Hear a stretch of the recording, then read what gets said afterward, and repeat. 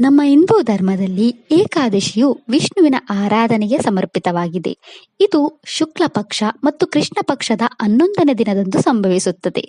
ವೈಷ್ಣವರು ಈ ದಿನವನ್ನು ಮಂಗಳಕರವೆಂದು ಪರಿಗಣಿಸುತ್ತಾರೆ. ಪುಷ್ಯ ಮಾಸ ಶುಕ್ಲ ಪಕ್ಷದಲ್ಲಿ ಬರುವ ಏಕಾದಶಿಯನ್ನು ವೈಕುಂಠ ಏಕಾದಶಿ, ಪುತ್ರದ ಏಕಾದಶಿ ಮತ್ತು ಮುಕ್ಕೋಟಿ ಏಕಾದಶಿ ಎಂದು ಕರೆಯಲಾಗುತ್ತದೆ. ವೈಕುಂಠ ಏಕಾದಶಿ ಅಥವಾ ಮುಕ್ಕೋಟಿ ಏಕಾದಶಿಯ ಸಮಯದಲ್ಲಿ ವೈಕುಂಠದ ಬಾಗಿಲು ತೆರೆಯುವ ದಿನ ಎಂದು ನಂಬಲಾಗಿದೆ. ಪುತ್ರದ ಏಕಾದಶಿಯ ಮಹತ್ವವನ್ನು ಶ್ರೀಕೃಷ್ಣನು ಪಾಂಡವರಿಗೆ ತಮ್ಮ ವನವಾಸದ ಸಮಯದಲ್ಲಿ ಹೇಳಿದ್ದರು. ವಿಷ್ಣು ದೇವಾಲಯಗಳಲ್ಲಿ ವೈಕುಂಠ ಏಕಾದಶಿಯು ಧನುರ್ಮಾಸದ ವ್ರತದ ಒಂದು ಭಾಗವಾಗಿದೆ. ಧನುರ್ಮಾಸದ ಸಂಪೂರ್ಣ ತಿಂಗಳು ಉಪವಾಸವನ್ನು ಹಲವಾರು ವೈಷ್ಣವರು ಆಚರಿಸುತ್ತಾರೆ. ವೈಕುಂಠ ಏಕಾದಶಿಯು ಪಾಪಗಳಿಂದ ವಿಮೋಚನೆಗಾಗಿ ಮತ್ತು ಮರಣ ನಂತರ ಮೋಕ್ಷವನ್ನು ಪಡೆಯಲು ವಿಷ್ಣುವಿನ ಆರಾಧನೆಗೆ ಸಮರ್ಪಿಸಲಾಗಿದೆ. ಇಂದು ವೈಕುಂಠ ಏಕಾದಶಿಯನ್ನು ಆಚರಿಸುವುದರ ಮಹತ್ವ ಮತ್ತು ಪ್ರಾಮುಖ್ಯತೆ ಬಗ್ಗೆ ತಿಳಿಯೋಣ. ವೈಕುಂಠ ಏಕಾದಶಿಯ ಕಥೆಯನ್ನು ಪದ್ಮಪುರಾಣದಲ್ಲಿ ಉಲ್ಲೇಖಿಸಲಾಗಿದೆ. ಒಮ್ಮೆ ಮುರ ಎಂಬ ಅಸುರನಿದ್ದನು. ಅವನು ದೊಡ್ಡ ತಪಸ್ಸು ಮಾಡಿ ಬ್ರಹ್ಮನಿಂದ ವರವನ್ನು ಪಡೆದನು. ಬ್ರಹ್ಮನಿಂದ ವರವನ್ನು ಪಡೆದ ನಂತರ ಅವನು ಎಲ್ಲಾ ದೇವತೆಗಳ ಮೇಲೆ ಆಕ್ರಮಣ ಮಾಡಲು ಪ್ರಾರಂಭಿಸಿದನು. ಎಲ್ಲಾ ದೇವತೆಗಳು ವಿಷ್ಣುವಿನ ಸಹಾಯವನ್ನು ಪಡೆಯಲು ವೈಕುಂಠಕ್ಕೆ ಹೋದರು. ಭಗವಾನ್ ವಿಷ್ಣುವು ಅಸುರನ ವಿರುದ್ಧ ಯುದ್ಧದಲ್ಲಿ ಹೋರಾಡಿದನು. ಆದರೆ ಅವನನ್ನು ಸೋಲಿಸಲು ಸಾಧ್ಯವಾಗಲಿಲ್ಲ. ಅವರು ಅನೇಕ ಯುಗಗಳ ಕಾಲ ಹೋರಾಡಿದರು. ಭಗವಾನ್ ವಿಷ್ಣುವು ರಾಕ್ಷಸ ಮುರನನ್ನು ತಡೆದು ಯುದ್ಧದಿಂದ ಸ್ವಲ್ಪ ಸಮಯ ವಿಶ್ರಾಂತಿ ಪಡೆಯಲು ಹೇಳಿದನು. ಅವರು ಬದ್ರಿಕಾಶ್ರಮದ ಗುಹೆಯಲ್ಲಿ ವಿಶ್ರಾಂತಿ ಪಡೆದರು. ವಿಷ್ಣುವು ನಿದ್ರಿಸುತ್ತಿರುವುದನ್ನು ಕಂಡು ರಾಕ್ಷಸನು ಅವನ ಮೇಲೆ ಆಕ್ರಮಣ ಮಾಡಲು ಪ್ರಯತ್ನಿಸಿದನು.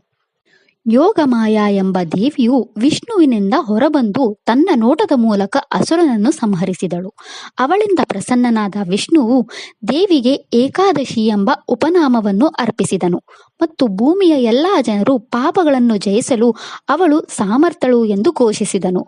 ವೈಷ್ಣವ ಸಂಪ್ರದಾಯದಲ್ಲಿ ಈ ಸಂದರ್ಭದಲ್ಲಿ ಉಪವಾಸವನ್ನು ಆಚರಿಸಲು ಮತ್ತು ಏಕಾದಶಿಯನ್ನು ಪೂಜಿಸಿದರೆ ವೈಕುಂಠ ಪ್ರಾಪ್ತಿಯಾಗುತ್ತದೆ ಎಂದು ಹೇಳಲಾಗುತ್ತದೆ. ಹೀಗೆ ಧನುರ್ಮಾಸ ಶುಕ್ಲ ಪಕ್ಷ ವೈಕುಂಠ ಏಕಾದಶಿಯಾದ ಮೊದಲ ಏಕಾದಶಿ ಅಸ್ತಿತ್ವಕ್ಕೆ ಬಂದಿತು.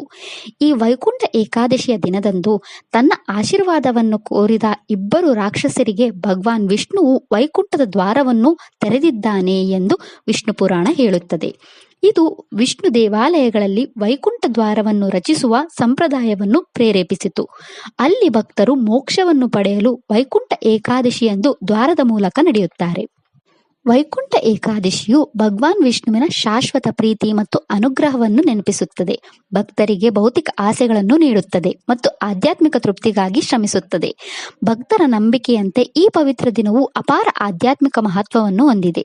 ಅದು ವೈಕುಂಠದ ದ್ವಾರಗಳನ್ನು ತೆರೆಯುತ್ತದೆ ಮತ್ತು ಅದನ್ನು ಭಕ್ತಿ ಮತ್ತು ಉಪವಾಸದಿಂದ ಆಚರಿಸುವವರಿಗೆ ಮೋಕ್ಷವನ್ನು ತರುತ್ತದೆ. ವೈಕುಂಠ ಏಕಾದಶಿ ದಿನದಂದು ವೈಷ್ಣವರು ಕಟ್ಟುನಿಟ್ಟಾದ ಉಪವಾಸವನ್ನು ಅನುಸರಿಸುತ್ತಾರೆ ಮತ್ತು ಯಾವುದೇ ಆಹಾರವನ್ನು, ವಿಶೇಷವಾಗಿ ಅನ್ನವನ್ನು ಸೇವಿಸುವುದಿಲ್ಲ.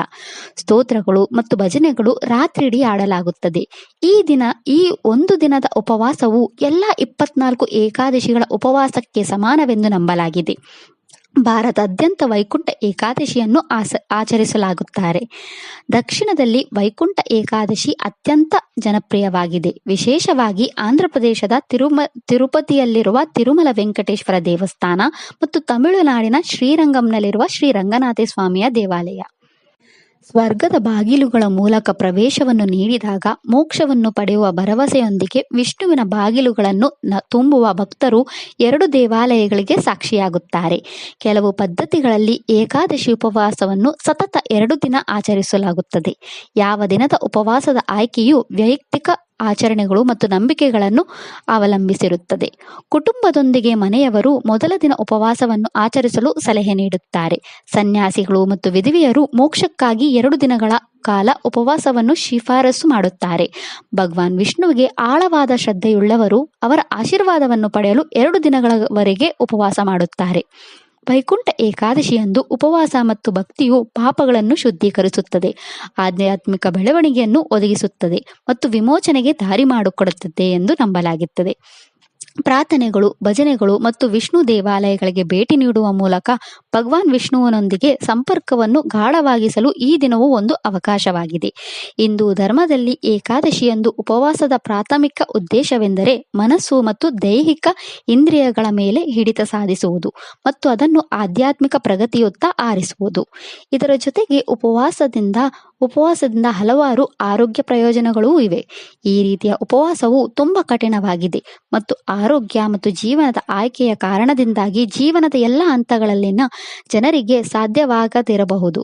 ಆದರೆ ಕಾರಣ ಹೆಚ್ಚಿನ ಭಕ್ತರು ಉಪವಾಸದಿಂದ ಹೆಚ್ಚು ಉದಾರತೆಯನ್ನು ಅನುಸರಿಸುತ್ತಾರೆ.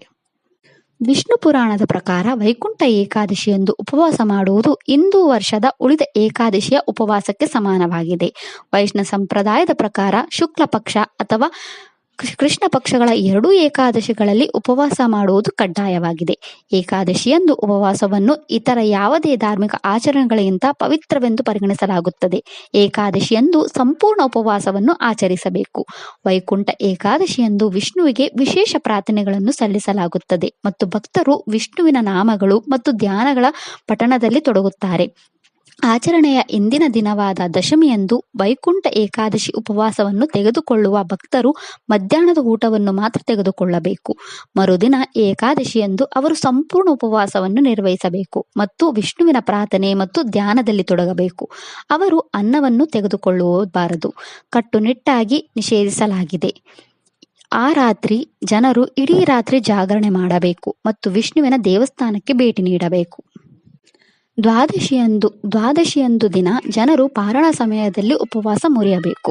ಭಗವಾನ್ ವಿಷ್ಣುವಿನ ಭಕ್ತರು ಏಕಾದಶಿ ವ್ರತವನ್ನು ಪರಮಾತ್ಮನನ್ನು ಸ್ಮರಿಸುವ ಮೂಲಕ, ಆತನ ಪವಿತ್ರ ನಾಮಗಳನ್ನು ಪಠಿಸುವ ಮೂಲಕ ಮತ್ತು ಆತನ ಮಹಿಮೆಗಳನ್ನು ಆಡುವ ಮೂಲಕ ಆಚರಿಸುತ್ತಾರೆ. ಶ್ರೀ ಸಂಪ್ರದಾಯದಲ್ಲಿದ್ದ ನಮ್ಮ ಆಳ್ವಾರ್ ಎಂಬ ಮಹಾಭಕ್ತರು ಈ ದಿನ ವೈಕುಂಠಕ್ಕೆ ಹಿಂತಿರುಗಿದರು. ಈ ಘಟನೆಯ ನೆನಪಿಗಾಗಿ ವೈಕುಂಠ ದ್ವಾರವನ್ನು ವಾರ್ಷಿಕವಾಗಿ ಈ ನಿರ್ದಿಷ್ಟ ದಿನದಂದು ಎಲ್ಲಾ ವಿಷ್ಣು ದೇವಾಲಯಗಳಲ್ಲಿ ಸ್ಥಾಪಿಸಲಾಗುತ್ತದೆ. ಈ ದಿನದಂದು ವೈಕುಂಠ ದ್ವಾರವನ್ನು ಪ್ರವೇಶಿಸುವ ಯಾರಾದರೂ ಆಧ್ಯಾತ್ಮಿಕ ನೆಲೆಯಾದ ವೈಕುಂಠವನ್ನು ಪಡೆಯುವುದು ಖಚಿತ ಎಂದು ನಂಬಲಾಗಿದೆ. ವೈಕುಂಠ ಏಕಾದಶಿಯ ಶುಭ ಸಂದರ್ಭದಲ್ಲಿ ಭಗವಂತನನ್ನು ಮೆಚ್ಚಿಸಲು ಈ ದಿನ ಭಕ್ತರು ಹತ್ತಿರದ ವಿಷ್ಣು ಅಥವಾ ಕೃಷ್ಣ ದೇವಾಲಯಕ್ಕೆ ಭೇಟಿ ನೀಡುತ್ತಾರೆ ಮತ್ತು ಭಗವಂತನ ಆಶೀರ್ವಾದವನ್ನು ಪಡೆಯುತ್ತಾರೆ. ಭಕ್ತರು ಗೋವಿಂದನಾಮ, ಸುಪ್ರಭಾತ, ವಿಷ್ಣು ಸಹಸ್ರನಾಮ ಮತ್ತು ವಿಷ್ಣುವಿನ ಮಂತ್ರಗಳಂತಹ ಭಗವಂತನ ಮಂತ್ರಗಳನ್ನು ಸಾಧ್ಯವಾದಷ್ಟು ಪಠಿಸುತ್ತಾರೆ. ಜನರು ಧರ್ಮ ಗ್ರಂಥಗಳನ್ನು ಓದುತ್ತಾರೆ ಮತ್ತು ಅವರ ದೈವಿಕ ಸೂಚನೆಗಳ ಪ್ರಕಾರ ಮೂಲಕ ಭಗವಂತನೊಂದಿಗೆ ಆಶೀರ್ವಾದಿಸಲ್ಪಡುತ್ತಾರೆ. ವೈಕುಂಠ ಏಕಾದಶಿಯ ಮಂಗಳಕರ ದಿನದಂದು ಭಗವಾನ್ ವಿಷ್ಣುವು ತನ್ನ ದೇವಾಲಯದ ಪ್ರವೇಶ ದ್ವಾರಕ್ಕೆ ಖುದ್ದಾಗಿ ಬರುತ್ತಾನೆ ಎಂದು ಹೇಳಲಾಗುತ್ತದೆ. ಈ ವೈಕುಂಠ ಏಕಾದಶಿ ದಿನದಂದು ಸ್ವಲ್ಪ ನಂಬಿಕೆಯಿಂದ ಭಗವಂತನ ಸೇವೆ ಮಾಡುವ ಯಾರಾದರೂ ಶಾಶ್ವತ ಆಧ್ಯಾತ್ಮಿಕ ವಾಸಸ್ಥಾನವಾಗಿರುವ ವೈಕುಂಠ ಲೋಕಕ್ಕೆ ಪ್ರವೇಶಿಸುವುದು ಖಚಿತ. ಇದಿಷ್ಟು ವೈಕುಂಠ ಏಕಾದಶಿಯ ಬಗ್ಗೆ. ಹರೇ ಶ್ರೀನಿವಾಸ. ಈ ವಿಡಿಯೋ ಇಷ್ಟ ಆದರೆ ಲೈಕ್ ಮಾಡಿ, ಶೇರ್ ಮಾಡಿ ಮತ್ತು ಚಾನಲ್ ಸಪೋರ್ಟ್ ಮಾಡೋಕೆ ಸಬ್ಸ್ಕ್ರೈಬ್ ಮಾಡಿ. ಧನ್ಯವಾದಗಳು.